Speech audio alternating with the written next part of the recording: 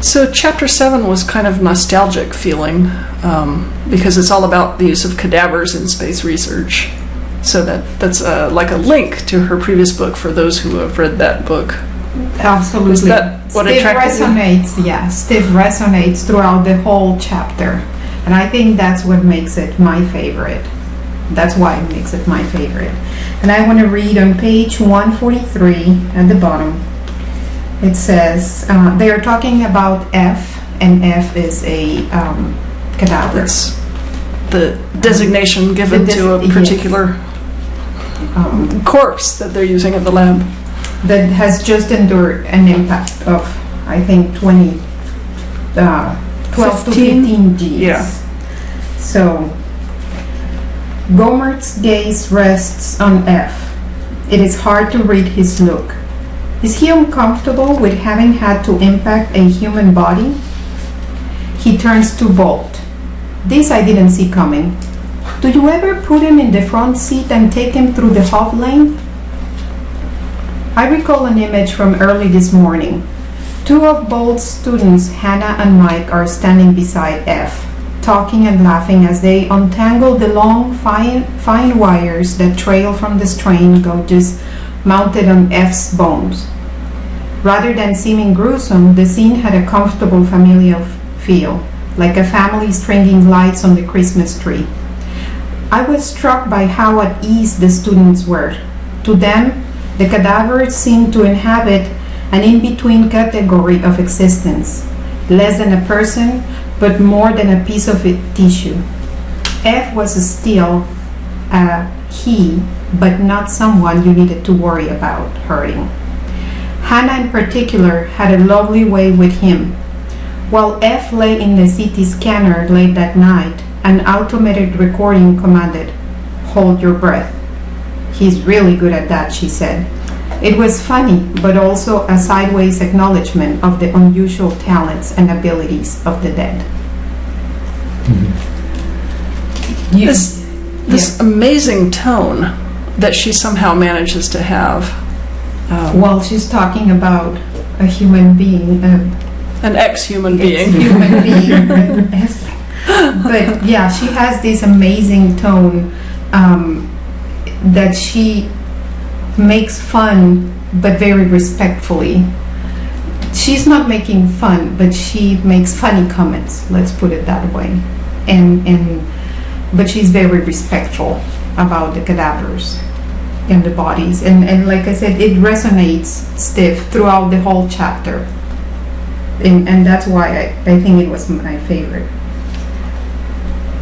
I like the fact that NASA refers to them as post-mortem human subjects, or PMHS, a little further down from that page. Dead people make NASA uncomfortable. Yeah. They don't use the word cadaver, preferring the new euphemism, as you said. Post-mortem human subject. In Stiff, and again in this book, although more delicately here than in Stiff, I think, Mary Roach sometimes lets you know, reading between the lines, what her opinion is about this or that thing. A lot of times she just stays out of it. You know, she'll cite two other people who say conflicting things, but she won't take the point of view of either of them. But in this chapter, she's scolding NASA a little bit for being so squeamish about using cadavers. And using homeless people. Yes, because basically if you need to do research on what happens to the human body in certain dangerous, traumatic situations, if you don't use cadavers, what you're left with is, live volunteers. Who will probably die in a process. Or at least they could be harmed. And there's risk. Yeah, they're testing safety equipment for people they plan to send into space, and yes, keep people safe. But what about the people that you're testing the equipment on Earth? Why don't they count? And she doesn't say that in so many words, but she makes her feelings plain. Page 175. Back in the Apollo era, the agency's discomfort over using dead people in capsule impact studies appeared to transcend any discomfort they felt about using live ones. In 1965, NASA collaborated with the Air Force on a series of tests with human volunteers. Colonel John Paul Stapp, a pioneer in human impact tolerance research, breezily summed up the project in a press release. It might be said that at the cost of a few stiff necks, kinked backs, bruised elbows, and occasional profanity, the Apollo capsule has been made safe for the 3 astronauts who will have perils enough left over in the unknown hazards of the first flight to the moon. Well, a few stiff necks, kinked backs, and bruised elbows is how he's describing that, but Mary Roach followed up with one of these live test subjects. To this day, he has pain in the shoulder that bore the brunt of the lateral impact. At the time of his discharge, he was found to have a torn heart valve and one eye that's off a little bit. Although he himself is not complaining about it, Klein expressed neither resentment nor regret and has not pursued a disability claim.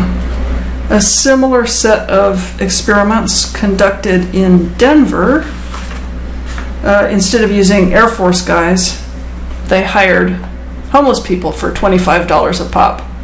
I happened to look up online before we met here today how much $25 in 1965 money was in today's money, and it's a factor of about 7.5. So if you paid them $100 in 1965, that would be like paying a little over $750 now. So paying $25 to a wino then would be like paying not quite $200 today. So that's what they got. They got derelicts from Skid Row, according to her informant, Bill Britz, a Holloman Air Force Base veterinarian. And then Roach says about that, "You would think that a news scandal involving underpaid indigents would be a scarier prospect for NASA than one involving cadavers. But things were different back then. The homeless were, quote, derelicts and bums, whereas cadavers were people who rest on satin pillows."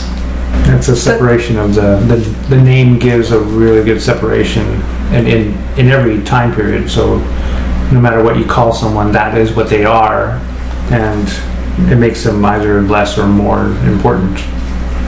Yeah. Well, the terminology used in the 60s is different from the terminology now. Homeless, derelict. And the attitude is different, and who knows which is the chicken and which is the egg, but anyway. But I think, like you pointed before, she is just letting her thoughts know very, her position on that know very swiftly, very, she doesn't hit you over the head with exactly. it, but at the same time it's inescapable that there is commentary built into this.